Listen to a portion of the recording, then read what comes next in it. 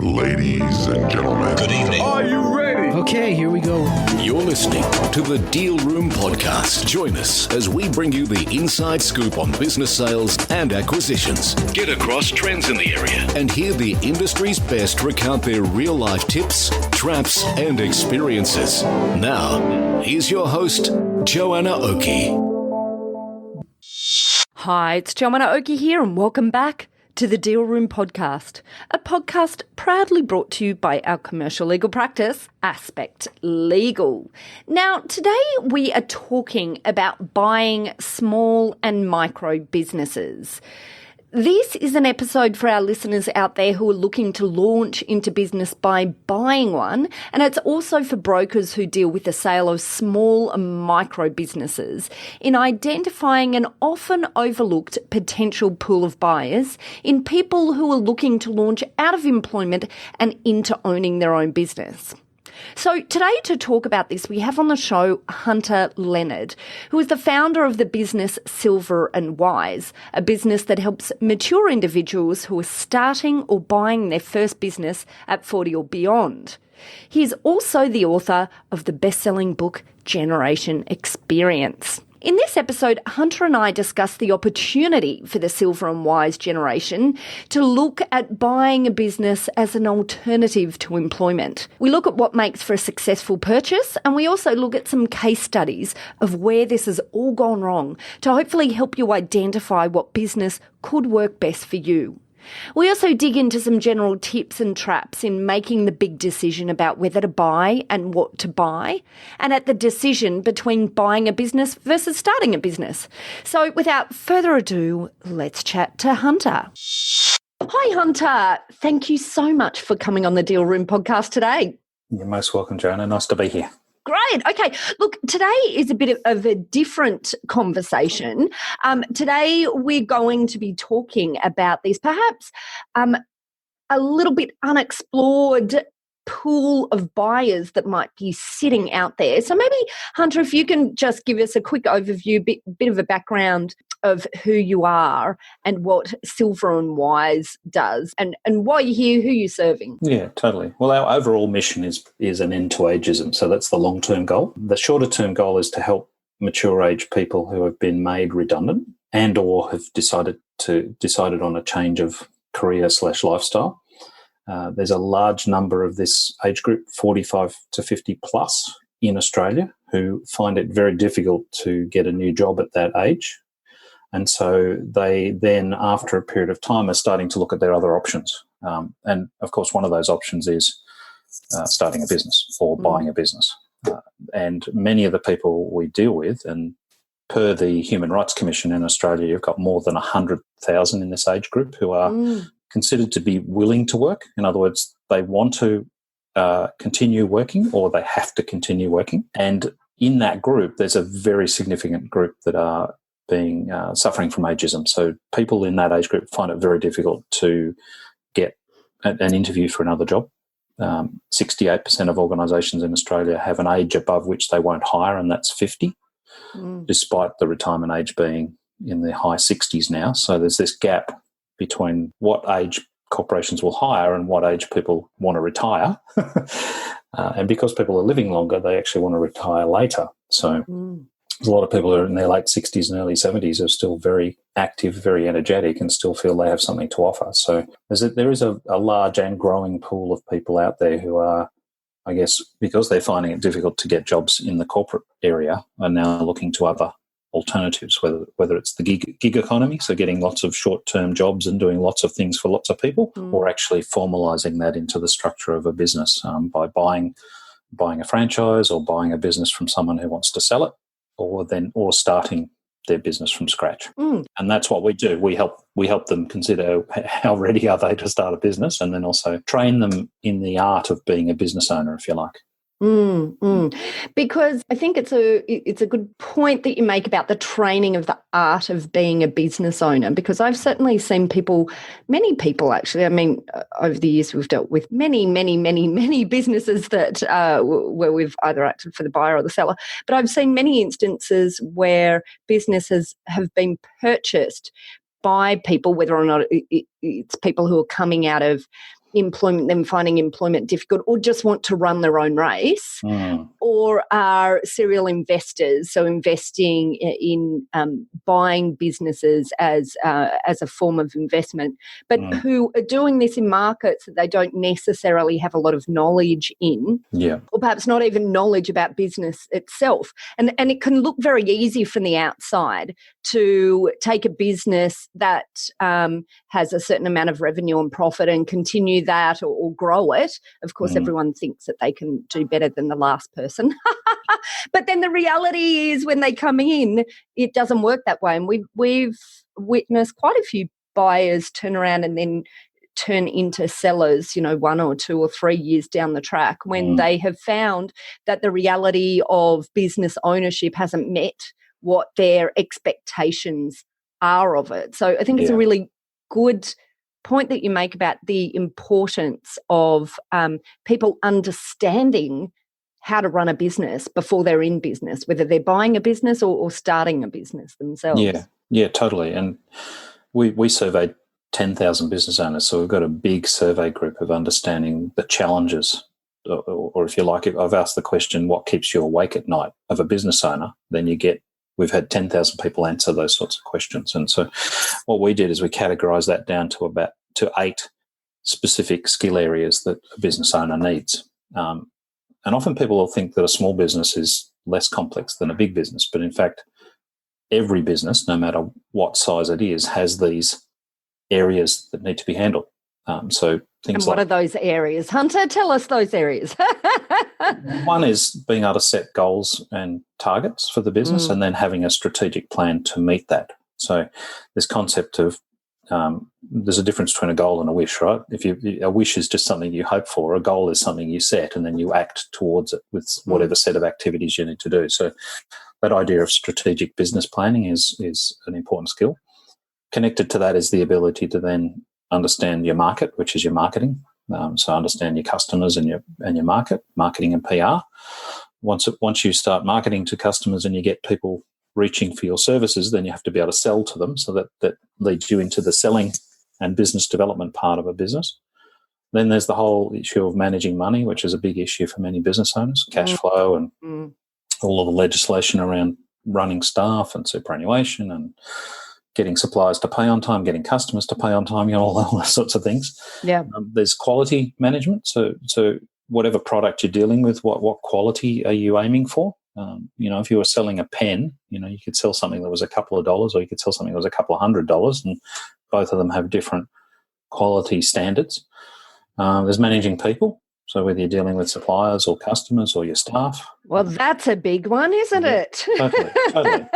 And it's one that as an employee coming out of corporate, somebody may not have had experience. That they might have run a small team, but dealing with it in a small business, you've got not just the management of the person, but you've got the management of their contract and their pay and their super and all these other sorts of things that need to be done and legislation around that and, policies on bullying, harassment and safety. And it's quite a complex thing. Every small business needs to take care of their people and deal with them with respect and integrity and honesty and pay them the right level. And we've all seen great examples of that recently in the news where all of these high-profile chefs and cafe owners have not been paying their staff well. So it's not necessarily because they're bad people, it's just because they don't get sometimes what the legislation is related to that. So it can be quite complex.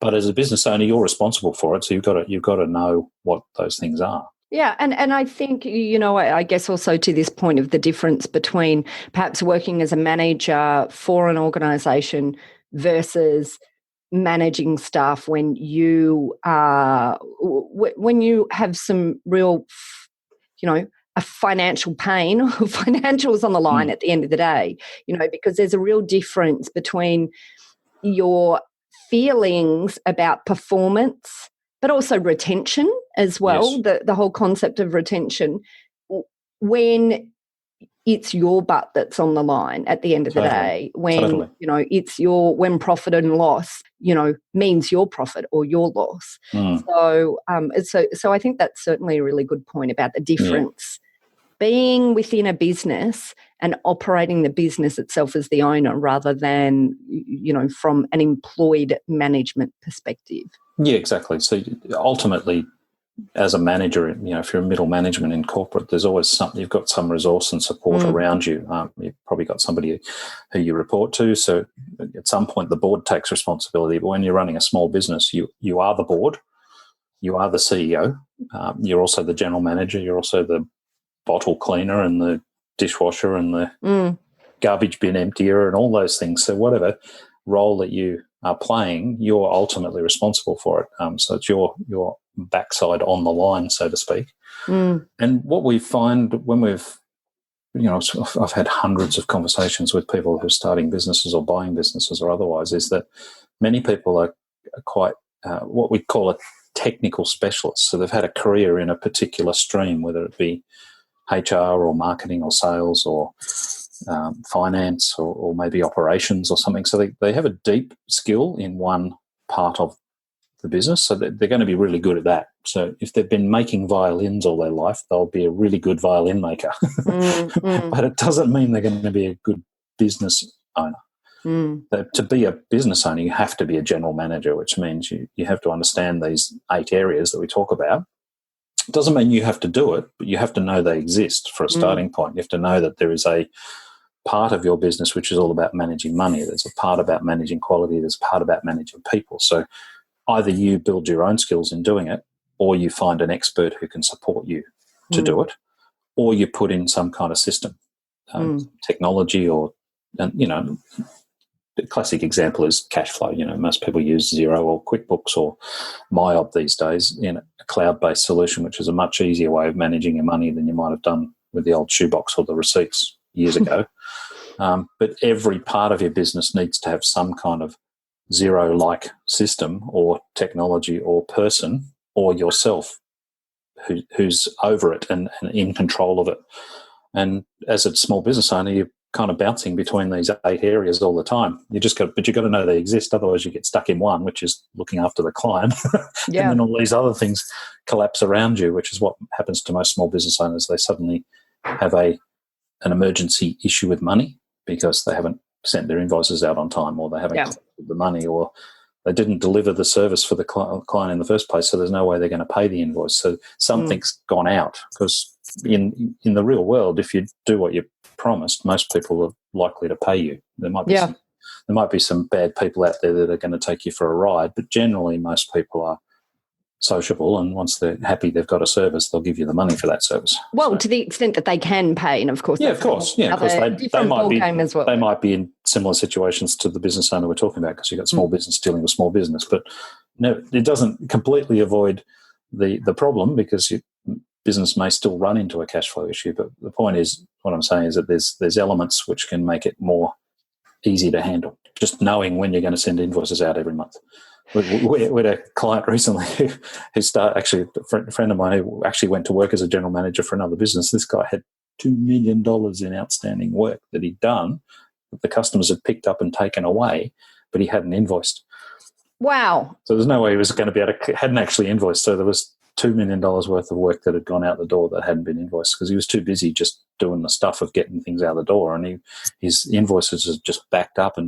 So the first thing this friend of mine did was went in and basically pulled all of the worksheets out and got an invoice out, and they were able to collect, I think, 1.8 of the $2 million within about 6 months. Jeez, that's incredible, just sitting there in unbilled. Turn this guy's life around. He was able to go and buy a new business, a new warehouse, and it's because there was all this money of stuff he'd delivered. Everyone was happy.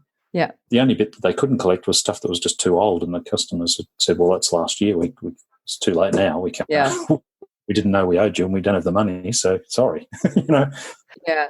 So then, reflecting back on that discussion that we've had about all of these areas that business owners need to be on top of, and that potentially people who are coming out of corporate and into business, whether they're buying it or starting it for themselves, perhaps don't have their head around. Have you got some examples where you've dealt with clients that have gone into buying a business where it's worked really well and maybe an example of one where it didn't work so well. So maybe we can have a look at what those characteristics are or the differences between the two. Yeah. Okay. So the really good example I'll tell you about is one of the guys who sort of was one of our early people we mentored. He has been in the uniform and safety equipment market for years, operating as a sales manager for a big franchise group. And he decided, as it turned out, the franchise group wanted to sell one of their stores to take it out of the franchise network. And he decided he wanted to buy that store.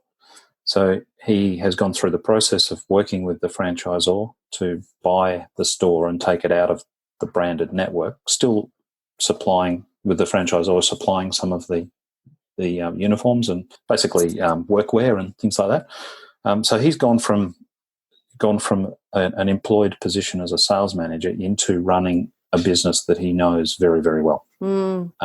So he was already starting with a really strong understanding of how these businesses operated, the sort of profit they made, the amount of uniforms they sold, their customers. So he knew the tradies that would come into these stores. And he's gone exceptionally well with that business. Now, our mentoring with him was more about marketing and other things that he didn't really have a handle on. But he was able to, the core of the business, he understood the business model, he understood the profitability, he understood stock turns, he understood the product itself. He had a good relationship with the people supplying the product to him. And he knew what the store was already doing. So he had a good due diligence on the profit and loss of the store already. So he could see opportunity to grow it in an area where he had expertise that the current owner didn't. Yeah. So he's gone really well. And basically the business has grown ever since he took it over. So that was a really good example of someone who had the knowledge, understanding, awareness, appreciation of the business model and some background in it. And stopping and focusing on that example for the moment, I guess, the benefit for him is he's taken something that he was probably doing for someone else and now turn this into something that he's doing for himself in a way that not only can he earn a wage, hopefully greater than what he was earning before, but whatever, but now also building this equity in something that then has a value at sale of, a multiple of the amount of profit that he's able to make. So, totally. Turning what was an employment situation where you just get what you get and then that's it, to something that really is building value. So I guess that's really where the benefit is for moving out of an employment and into buying a business in that particular situation. Exactly. Particularly where it went well. But then if we contrast it with where it's not gone so well, maybe tell us an example along that line. Yeah, well, one example, and we actually didn't mentor this person, but I heard the story in full because I interviewed them on our podcast. And they had purchased a franchise for a swim school, and that franchise included the franchisor coming and building the pool, industrial warehouse location, and giving them basically the systems of how to run the business. They just ran. There was all sorts of troubles with this one. The franchisor didn't deliver on what they promised fully. They ended up with a half-baked business with elements that they hadn't been taught about how to do, like the marketing and the PR. There was no marketing model, there was no marketing plan. And then, as it turned out, the whole franchise system collapsed. So they were left with having spent quite a significant part of their redundancy payment in buying this opportunity, which looked on paper to be quite strong.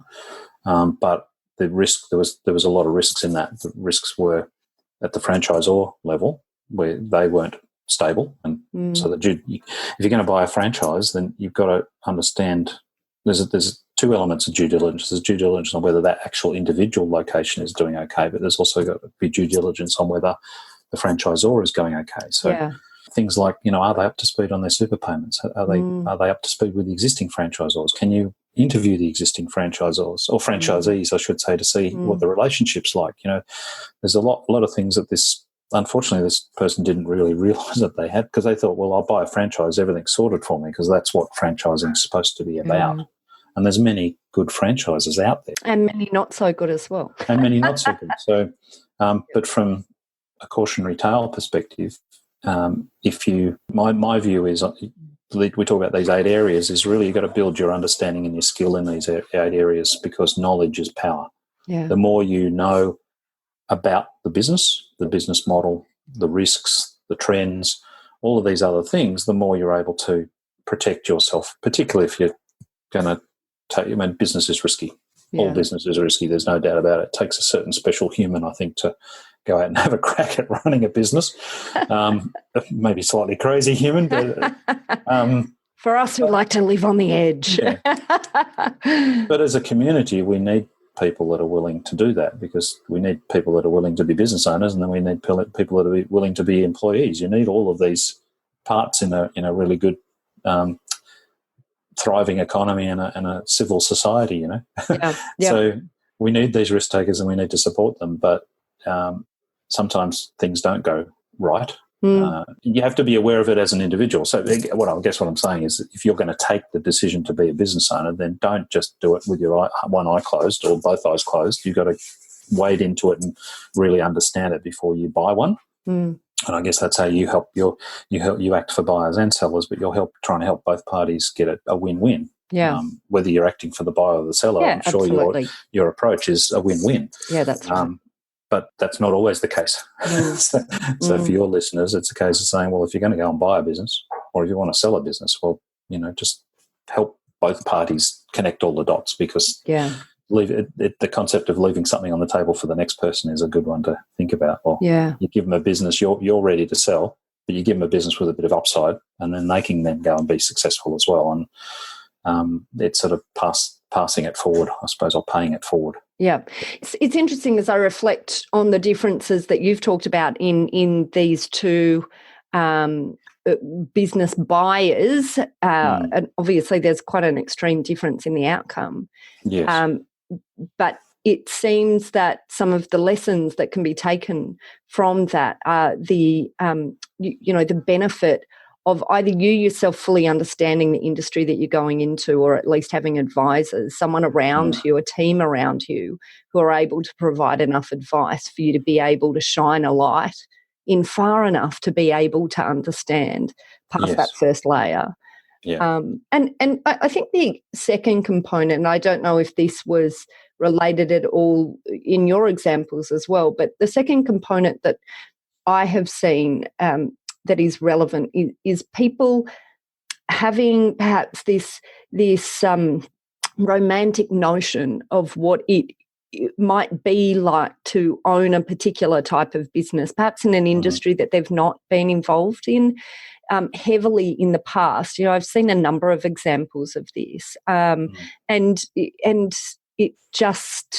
pains me, because sometimes I feel like I can see on the outside, what could happen. But of course, most people are very confident in their own abilities, and they don't necessarily take enough time to step back and really reflect on whether or not a love of something is going to translate into a good business, being able to make a good business out of something. Yeah. And I've seen this, in some examples I recall in the hospitality industry. I think that's an example of an industry that looks better on the outside than perhaps it is on the inside to run, and retail as well. I think that can look better on the outside than on the inside of a particular type of thing that you perhaps have a love of, but doesn't necessarily translate into a good business. And so I guess in the two examples you were talking about, the person who had stuck within the same industry, had known enough about the industry, not just to know that they were getting a good deal on the business itself, but also once they are integrated into the business, they were able to run it to its best advantage, rather than get into the business and then suddenly realise you've actually got no idea how to run the thing. Yeah. And I think to your point about loving the idea of a business, I firmly believe that having a passion for the type of business is important. What's more important, though, is having a passion for the type of customer.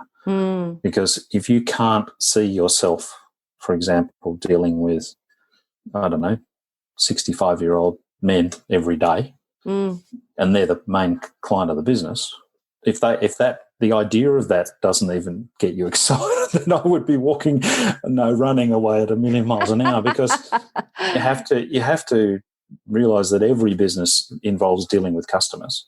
Yeah. And there is going to be an ideal type of customer for that business. So you'd want to know who that was before you even bought a business. One of the great examples I heard is somebody who'd come out of corporate and they decided they loved the idea of running a cafe. But what they hadn't actually sat down and realised that they hated making coffee and they hated talking to people. So not a good idea if you're going to run a business and you don't like the two things that are important in that business. Yeah. Yeah. And some people will look to buy a business like that because they think that they can run it as an investment and be hands off and run it through the staff. That's okay. That's a different role. An investor is a different role. That's a dispassionate, how much money can I make out of this? Can I improve it and flip it for a profit, in a period of time? But if you're actually going to step in and be the face of the business or the business owner, then somehow, somewhere, you're going to have to understand all of the dynamics of that business. Not necessarily all of them from day one, but you just got to realise that to the extent that you're weak in one of those areas, it will increase the time to pay off. Yeah. Because if you're poor at managing people and yet the business has staff, then you've got to add the time for you to get good at managing people before you're going to get the best out of those people to get the growth, because they're the ones driving the growth. And if you're poor at marketing, well, you're going to add the time for you to get to a point where you understand how to market your business to the time when it becomes effective and grows your business. So, and that's what we're seeing is in these big surveys of all these customers, and also, frankly, in dealing with business owners for the last 20 years in our marketing business, which is a separate business, is that the things where the business owner are weak are always going to be the weak points. Yep. And every weak point you have in a business slows down the ability to make money, because it's either costing you time or money to handle that all the time. A quality issue, for example, if you're always handling quality issues and people are sending product back, then it just adds time to you handling all of those issues. Whereas if you're absolutely fantastic at quality and every time a customer gets the product, it's perfect and they love it, then there's no additional time and energy put into repairing stuff all the time. Not only that, because everyone loves it, you're going to get word of mouth, so the business is going to be growing. So it's just, I know it's a fairly pragmatic approach. It's just saying that every business is the same. Every business has bits and pieces to it that you need to know. And the faster you get to know them, the faster you get control and knowledge of them, the quicker the business will perform. Fabulous. Well, look, I think this has been a really useful discussion today, hopefully useful to our listeners out there who might be thinking of acquiring a business. And I guess maybe we can just round out the discussion. I guess you probably deal with people who are making this decision between buying a business and starting a business. Yeah. What are some of the, really quickly, just a quick overview of the things people should consider if they're tossing up those two options? First thing we always say is just financial readiness. Like how are you placed in order to buy that business and then run it, and understand where the return's going to be and how long it's going to be. So starting a business from scratch, it could take 6, 12, 24 months for you to actually even draw a wage out of it. So have you got the resources behind you to be able to start something and then live off whatever you've got as funding, whether it's a loan or your own redundancy payment or super or whatever you're doing? If you're buying the business, how quickly are you going to get a return on the investment? So the financial readiness to actually tip some money into a business. Then skills readiness. It's what are the skills I'm going to need? Are they covered by existing staff in the business, or am I going to have to actually learn them when I buy the business? Because if the existing owner's going, you're buying a business and the existing owner's going, well, all of a sudden you're in there. What's the transition period? So I always talk about this idea of skills. And then the last thing that I always say is really important is just understand what's happening in that industry. To take a classic example, if you were making buggy wheels for a horse and cart and everyone's buying cars, well, don't go and buy a horse and cart business, because it's going out backwards. I've heard examples of people going and buying video stores. I was just, you took the words right out of my mouth. And then I thought, well, I won't go there. But yes, you're right. For example. For example. So just to understand what's going to happen. Is there some major change going to happen in that industry in the next, so let's say it was 2 years out and something major had happened overseas and that trend was coming to Australia. Well, I probably wouldn't buy the business if there was a 5-year turnaround for me to get payback on it because I'm going. And the point here is that maybe also try to be really well read about what the predictions are for the future of the industry as well. Like you know, exactly. Like get amongst it, see what's happening overseas, see if you can work out where the trends are. So because I think that is one element that sometimes people don't necessarily think about, being aware of, making themselves aware of the possibilities where that particular industry might be heading. Yeah, totally. So they're really the three key things, and then it gets into more depth if you then go ahead. Get good legal advice. Absolutely. Well, look, Hunter, thank you so much for coming onto the podcast to talk to us today. You mentioned you have a podcast as well. Maybe tell us a little bit about that. Yeah, so the podcast, we basically just interview people who are 45, 50 and over who've actually gone out and done something successful, and we just talk to them about the journey they went on and what they ran into, and sort of some of it's cautionary tales and some of it's wonderful stories of inspiration and ideas that they've come up with. Love it. We've interviewed some really cool people, so if any of your listeners have got some cool ideas, we're always happy to talk to them, and they can be inspirational role models for others. Love it. And what's the name of the podcast? It's called the Over 40 Business Show. The Over 40 Business Show, and presumably our listeners will be able to find that on Apple Podcasts and all of their favourite other podcast players, whatever they are these days. Exactly. Fabulous. Okay. Well, Hunter, if people want to get in contact with you to find out a little bit more about what you do and how you might be able to help them, how can they do that? Probably the best way is either just LinkedIn, because I publish all of my articles and all my thoughts on there, so they can just find me on LinkedIn. There's not too many Hunter Leonards around, so they should be able to find me. Or silverandwise.com.au. Lovely.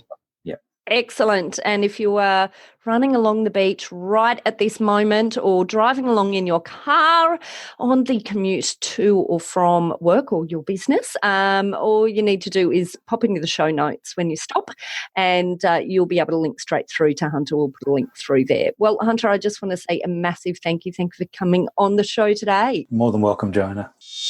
Well, that's it for our episode today with Hunter Leonard from Silver and Wise. In this episode, we talked all about looking to launch into a business by buying one, and particularly for mature individuals who are buying their business at 40 or beyond. So I hope you found this episode useful. If you'd like more information about this topic, or you would like to get a link through to Hunter so that you can make contact with him, then simply check out our show notes or head over to our website at www.thedealroompodcast.com.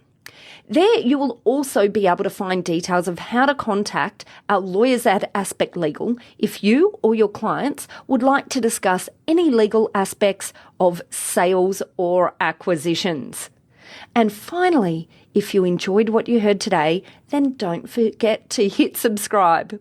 Well, that's it. Thanks again for listening in. You've been listening to Joanna Oakey and the Deal Room podcast, a podcast proudly brought to you by our commercial legal practice, Aspect Legal. See you next time.